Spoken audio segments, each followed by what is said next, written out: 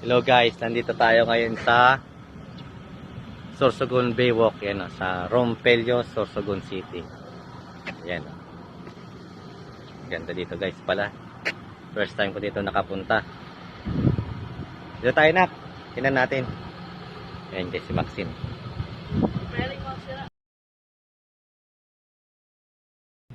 Yun, may nakita akong turo-turo. Magkano po yan? First class na kakao to, galing Davao. Yung maliit, 30. Yung 12 ounce, 40. Try nyo po, masarap yan. Kape. Sige, try natin. Ano, tsokolate o kape barako? Ano lang? Anong gusto mo? Chocolate. Chocolate. Tsokolate. 8 ounce. 8 ounce. Sa akin, kape Pila ko sa barako. sa'yo. Okay. Yan, titikman natin guys yung Oo, sarap. pinagmamalaking kape dito sa Sorsogon.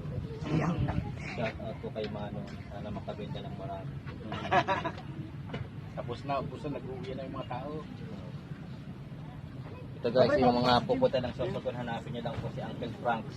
Ako, Frank. Vlogger. Ito yung ito yung Lapit mo dito. Chocolate di Baterol Ipakita mo.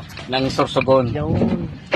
Yan guys, yung so, Chocolate magkano yan sir? 30 pesos po ito. Napakabarato lang po. Opo. Napakamura. Opo. Yan, titikman natin.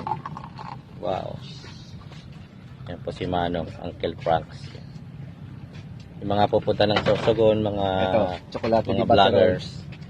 Hanapin niyo po si Uncle Franks. Tikman niyo ang kanyang kaping barako at chocolate di Baterol.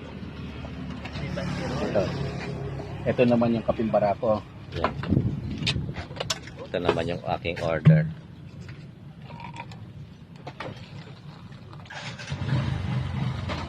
May asukal na ba yan, kuya?